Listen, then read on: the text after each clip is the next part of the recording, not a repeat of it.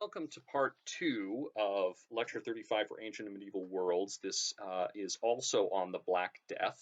The first part, in the first video for this lecture, we looked at the Black Death itself, why it happened in this moment. We saw its connections with the Mongol conquest, that flourishing of global trade that actually facilitated the movement of disease as well as ideas and people and goods. We looked at how the disease itself worked, and we looked at some examples of how particularly European art was influenced by this going forward into the later Middle Ages. I also want to emphasize again that the real impact of the Black Death was a continuous series of outbreaks of plague, not just the famous one from 1347 to 1351 or 1353. That's the initial outbreak that hits almost every location in Europe and the Middle East, but there are recurrences of the Black Death continuously down to about 1700 for another 300 years. Plague is a fact of life, and this causes the demographic collapse that means European population probably didn't recover until the 1500s, Middle Eastern population not until even later. Why the discrepancy? Well, that's part of what we're going to be talking about today. We're going to shift focus to a comparison of how the Black Death affected England and Egypt. And I want to do a citation here. I get a lot of my material in this part of the lecture from Stuart Borsch's The Black Death in Egypt and England, which is an excellent study on this. A lot more research has been done on England. And I'm sure a lot of you who are being affected by COVID-19, if you're interested in this lecture, you may have seen other lectures on the Black Death that have similar ideas here. I'm sure they will have lots of information that I don't know. I'm not a specialist in this time period. But the impact of the Black Death on England is very well studied. The impact in other places, really much less so. I think England's probably the most well-studied region for the impact of the Black Death. Egypt is probably the best studied example in the Islamic world. Some of the records there are particularly good. So it's particularly possible to compare these two examples for a historian. And what we can really see here, what particularly Dr. Borsch has called out, is that there were some pretty surprising outcomes from this devastation, effect on a civilization, but that similar pressures could produce very different outcomes depending on the circumstances. Egypt and England are comparable in a number of other ways. At the same time that the plague struck, they probably had similar populations, maybe somewhere around 7 million people, about a tenth of the population that they have today in the modern world, or a little less. They had roughly comparable economies in terms of both size and composition. Each economy was overwhelmingly driven by agriculture, accounting for well over 90% of wealth in each society. We're going to primarily focus on the way that rural agricultural land was used, because this was the basis of wealth in each society, far more so than it is today, for reasons that I discussed in the last lecture, and because this was the primary difference, economically speaking, between the two regions. The way the rural economy was controlled was different between England and Egypt, as we'll see. Now, in both societies, a small military aristocracy owned the vast majority of the land, with a single central monarch, the Sultan in Egypt and the King in England, who relied on lands that they owned personally for a significant portion of their income, and so in that respect reflects to some degree, the monarchs are similar to their own nobles, but at an increased level. They didn't use really national taxes the way we would be familiar with today. There were some, but they were far less. Now, I'm going to be covering some things here in brief that I covered in much more detail in lecture 28 on the High Middle Ages, where we specifically talked about manorialism and feudalism, as difficult as that term is, as complicated as it is, contentious in Europe, particularly in England, and the Iqta system in the Islamic world. So if you want a little bit more in-depth background, go back to lecture 28 to get more in-depth of that, or for review. The dominant organizing principle of the economy is often called by modern scholars manorialism, life on the manor. That wasn't simply the physical structure of the manor, but actually all the lands that would be associated with the manor house. The things to keep in mind here is that the people living on the land were tied to it, right? They were semi-free serfs. They weren't fully enslaved, but they weren't fully free either. They're tied to the land. They're not allowed to leave. They owe onerous obligations and fees to their lords. This whole concept of serfdom was very prevalent in England. Now, modern scholars have shown that serfdom was beginning to crack a little bit. It was in decline by the late 1300s, but it was still going quite strong overall. It's really going to be the Black Death that's going to force a change here. Another key aspect was that while some land was owned by non-nobles, the majority was owned by a hereditary nobility. They owned it in fief. They owned the manor in a fief arrangement, what's often called feudalism today. They were dedicated, therefore, to preserving their manors because they were expecting to pass this landed wealth on to their children. That's going to be a crucial difference from the Islamic system because in Egypt, Mamluks held what are referred to as iktas.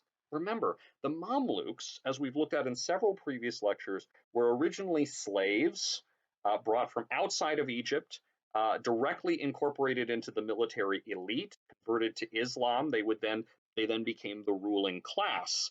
And only a Mamluk could become the next sultan. They could not technically pass their status as Mamluks on to their children officially. They often set them up to become members of the ulama with a nice fat waqf payment to secure them. But officially, the Mamluks could not pass on their wealth. The land was assigned to them in a system that is referred to as iktas. And these lands are assigned, in this case, to Mamluk officers for their salary. Now, in some respects, they would look similar to a Western nobleman, like an earl or a count or a baron in England. Both would be deriving most of their wealth from the land. The Mamluk officers, however, this was really more like a salary. It was not hereditary as it was for the Western nobility. These iktas could also be shifted around between officers to prevent them from forming a geographic power base to resist the Sultan. This again is very different from what we see in England, where actually nobles are often known by the land that they call home. You know, the Baron of like the Earl of Cornwall, for instance, or Baron of whatever, right? You wouldn't get that with an ikta. These would be moved around. These two factors, the fact that the iktas are not hereditary and the fact that they're constantly being moved around, meant that the Mamluk officers who derived income from these iktas had far less personal investment in them than Western nobles did in the manors on their fiefs. And these ikta holders, these Mamluk officers, did not invest in their upkeep. Most Mamluks were absentee landlords living in Cairo, the capital of the country, or one of the other major cities, and they ran their iktas through intermediaries, bureaucrats. This was, and a noble could do this too, particularly a really important noble in England who might own lots of different lands, but they would still visit all of their lands. That's not a requirement for a Mamluk ikta holder. Now, in some ways, the Mamluk system looks more appealing to the modern eye. This aristocracy was theoretically a meritocracy, unlike Egypt's feudal nobles with their hereditary estates and their that had these manors. If the Mamluks cared relatively little for their peasants, at least they were fairly disinterested masters, unlike the lords in England, who, of course, benefited from all of those unpleasant servile dues over the serfs on their manor. There was slavery in the Islamic world, but there was nothing quite the equivalent of serfdom. But many more peasants, probably in Egypt, were free than were in England. And moreover, in England, of course, even if you were a free peasant, you were legally distinct from the nobles above you. That was also a difference from Islamic law, where all free Muslims are equal before the law. Definitely not the case in medieval England. The Egyptian system was, in many ways, a much more uniform and rational system. Just before the plague hit, and here's another thing that is in Egypt's favor. Egypt's economy was on the rise, while England's fortunes were looking pretty grim. the self-interest of the individual Mamluk landowner, the Iqta holder, the sultans of Egypt, Mamluk sultans of Egypt, had in the early 1300s invested in some pretty major infrastructure advancements. Uh, that was possible because Egypt had a very strong centralized government where the sultans, who were interested in Egypt's economy as a whole, could take the long view that their subordinates did not. Egypt's unique geography, of course, encouraged this. I've emphasized this from the very beginning of this class, way back in the second lecture, that Egypt is the gift of the Nile. And a massive centrally organized irrigation project was essential to increasing agricultural productivity, bringing more water out into the desert, which would turn it into cultivatable land, would literally increase the amount of farmland available. Sultans in the early 1300s constructed a bunch of new canals. They may have increased arable farmland, that is farmland, by as much as 50% in the 50 years leading up to the Black Death. Was at the end of a centuries-long population boom that we saw start in the agricultural improvements around the year 1000 that inaugurated the High Middle Ages. Unfortunately, the population of England was finally reaching its natural limit in the early 1300s. The land peasants and serfs were expanding into in order to make room for this increased population was extremely marginal. It required much more labor to make it productive at all, and it didn't produce nearly as much food as traditional regions. That meant that farming in England was becoming less efficient, unlike in Egypt, in the course of the early 1300s. And several very bad famines hit England, indeed much of Western Europe, in the early 1300s. There were some terrible famines in the 13 teens in England that, had the Black Death not hit, would have been remembered as the most devastating natural disasters of the Middle Ages. So really, England is getting a 1-2 punch in the 1300s. When the Black Death hit, both populations suffered comparable demographic collapses of an initial third of their population, with eventual shrinkages by at least 1400 to by 1400 to at least maybe 50% of the 1348 high. I'll start with the better known narrative, that of England, which was dictated by the classic model of supply and demand. Although they didn't necessarily know to call it that yet, they did have a basic understanding of that. So as the number of peasants went down, the supply of labor decreased, which meant the demand for labor increased. Wages rose, and serfs suddenly, for the first time in centuries, had an advantage. Landlords were desperate to get someone to farm their estates and make them more productive.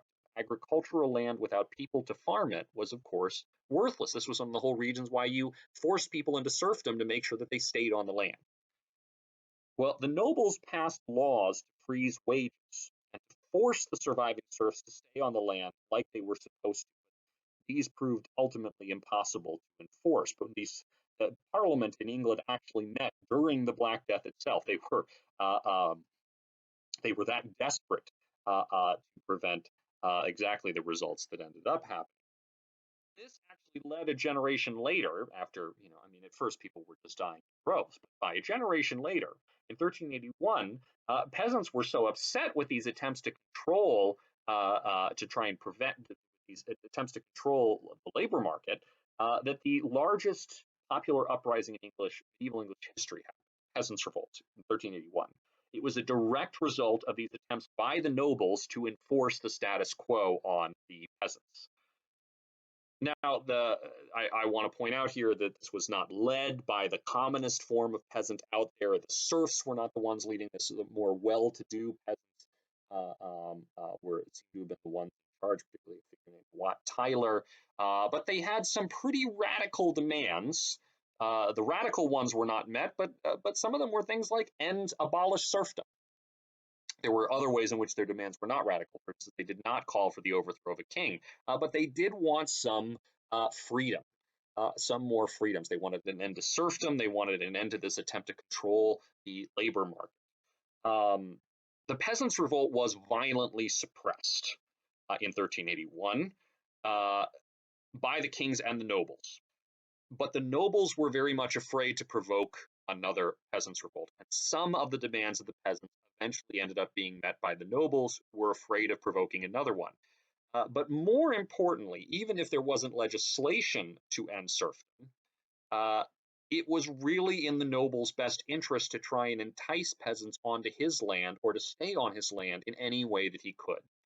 In the case of serfs, that meant nobles reduced the onerous burdens or freed them from serfdom entirely. Or if a serf had fled from another noble's land to a more generous manor holder, that noble might ignore the status of the fleeing serf if they had just arrived from another noble's manor. Technically, he should have returned the serf, but he needs all the ones he can get. Nobles often reduced the rents that were required from their peasants. For tenantless laborers, who were below even serfs in the social hierarchy, it could mean higher wages. Peasants, whether free or serf, who didn't like their working conditions would slip away to another noble's manor who was willing to give them a better deal out of desperation. And thus, the nobility of England failed to present a united front against this disaster and against the peasants, and they eventually caved to market forces. Serfdom in England by the end of the Middle Ages, really by the 1400s, had effectively come to an end. Although a few of the manorial obligations continued in specific localities for centuries, a few of them weren't wiped off the books until the 20th century. Life continued to improve for peasants in other ways as well, though. Unproductive land that had been put into use because of the population boom was turned into pasturage for animals, which required far less labor. That meant that the supply of animals and all of their products like wool, meat, and cheese also increased and became cheaper. So peasants could afford it with their now higher wages and fewer fees. That meant more access to protein in their diet. Meanwhile, because only the more productive land was still being used for farming crops, crops were on average easier to produce and became cheaper relative to the population. This returned them to a more efficient land usage, in other words, much more efficient even than before the population boom. For noble landlords, this was absolutely a disaster. By 1400, and we can see this in their own records, their incomes had dropped by somewhere between a quarter and a half. But it was not a zero-sum game. The overall wealth relative to the admittedly lower population was rising. And that meant that the quality of life was improving overall for peasants, and so was their purchasing power. Peasants even began to be able to buy more land. As the land market became volatile with so many people and whole families dying off in the plague. And if a family died off entirely, the land reverted to the crown and the king would sell it off. Or it might revert to the local landlord who would be desperate to get some cash and might sell it on the cheap to a peasant who had saved their pennies, literally their pennies. We begin to see, therefore, the rise of an English middle class called the gentry, wealthy landowners who were not nobles. And that became a fixture of the English class system well into the modern era. And I always like the way I always think of this in my mind is with the famous protagonists of Jane Austen's novels much later in the 1800s, like Mr. Darcy. Mr. Darcy is a Mister. He's not a Sir. He's not an Earl. Right? He's not a member of the nobility. He may be related to members of the nobility, but he is an upper member of the commons, the peasantry. But he's not really a peasant anymore. He owns all of this land. Right? Remember that owning land was seen as your way into a better class of society. But even if you couldn't become someone like, the Darcy family, this is still considered by many, because of these numerous improvements to the everyday lives of English peasants. So the 1400s is still considered by many to be the golden age of the working man. After the worst of the plague had ended, these changes had settled in. Really, life for ordinary people improved if you lived through the 1400s. Well, in Egypt, Mamluk landowners also responded by trying to extract the same amount of wealth that they had before, just like the English nobles, despite the devastated population's clear inability to meet former quantities. And unfortunately, the Mamluks were much more successful and united than were the English nobles. To keep getting even close to the same amount of revenue as before was to completely neglect the expensive irrigation infrastructure that had led to that increase in fertile land in the first place, which required a lot of upkeep to continue using. If you want to keep those canals working, they get flooded every year. The floods bring more silt. If you want to keep them working, you have to keep dredging them, but there aren't enough peasants around, so you don't keep them up. So all of that investment of the previous 50 years that had led to such an improvement in Egypt's efficiency is abandoned over the course of the 50 years after the Black Death. So Egypt's overall productivity goes down, and we'll see it go down for other reasons, unlike in England. In Egypt didn't really have the same options as England. They may have started off at a slightly better level. They weren't serfs, but it was much harder to flee because you had to live by the Nile River. You could either go north or south. You could go in any direction, right? And the Mamluk military elite remained united, unlike their English counterparts, crushing local resistance to the regime. Remember that these Mamluks didn't have any personal connection to their iktai. It was just a source of revenue for them. They weren't going to pass it off to their children. They probably weren't even going to hold on to it for their entire lives. They would get mixed up. So there was no reason to try and entice peasants to remain on their iktai versus another Mamluk's iktai. The Mamluks cracked down on the peasantry. They disarmed them. They took away their horses to prevent rebellion. There was no similar thing to as on the scale of the peasants' revolt in England. And that made the peasants in Egypt less productive and more vulnerable. Basically, the Mamluk central government proved to be much more effective than that of the English nobility. This in either case was the central government particularly beneficent. They were trying to help out their peasant population. But it turns out the Mamluk central government was much better at oppressing its peasants than the English central government was. But that effectiveness, of course, here is a hindrance, not a help to the economy. When Egyptian peasants did flee, they fled to the cities, and they became dependent on grain handouts from the government, which further stressed resources. Plus, it was much easier to to catch the plague in the city, and the more urban civilization of the Islamic world actually made them more vulnerable to the plague than more rural Western Europe. So land in Egypt became less productive, and not just because there were fewer people to work it. The irrigation system broke down in many places, either returning to parched deserts or to floodlands that grew plants only suitable for the pasturage of animals. I hear you say, well, what about pasturing more animals like we saw in England? It happened in Egypt, but that didn't benefit the main economy. It didn't increase the main economy's access to animals. These new pasture lands were not exploited by the Mamluks and their peasants, but attracted pastoral nomads from the desert, Bedouin Arabs. And these Bedouin nomads were not connected to the Mamluk economy. In fact, they actively resisted the Mamluk authority and taxation. They now threatened the vulnerable peasants, who remember have been disarmed and have gotten not horses anymore, and they fought with Mamluk patrols that came to try and dislodge them, which of course also were weakened more by plague.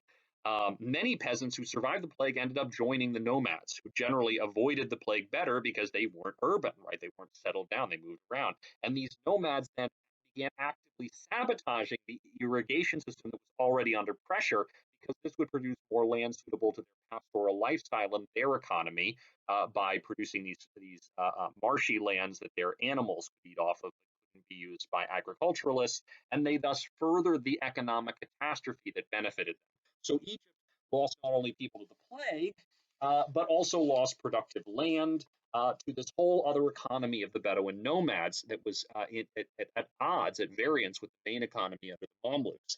In other words, disaster compounded disaster, and the increased violence with nomadic and pastoral Bedouin nomads only further exacerbated the agricultural problems and the overall devastation of the plague. Well, what's important to note here is that the changes caused by the Black Death were not universally the same or inevitable. Modern historians and economists still have a lot of work to do to really understand how the Black Death affected the Middle East and the wider Islamic world, but the end result was in some ways much more devastating, particularly in Egypt than in Europe. Mamluk Egypt in 1347 was the most powerful Muslim state on earth. They never really recovered from the Black Death. Some scholars have even suggested that the Black Death in the Muslim world contributed to the decline in the Islamic sciences and learning, once so much more vibrant than in the West earlier in the Middle Ages, as we have seen, as well as having a much more lasting impact on the economy and the population. The Middle East likely didn't reach the same population as 1347 until the 1800s. Meanwhile, the Black Death is credited in Western Europe, especially in England, with bringing about many of the changes that really ended the Middle Ages and led to the early modern period in history. While serfdom, as I mentioned, was already undergoing changes, these were certainly dramatically affected and exacerbated, and the process sped up by the pressures of the Black Death. And when the population did begin to recover, and the situation for the peasant class began to slide downward again as supply once again outstripped demand, peasants in Europe were far less willing to take being oppressed. And that led to new social pressures that helped fuel the Reformation and the Age of Exploration. Well, this is an excellent demonstration of how we should never assume that there is a set path forward or an inevitable outcome to a particular event.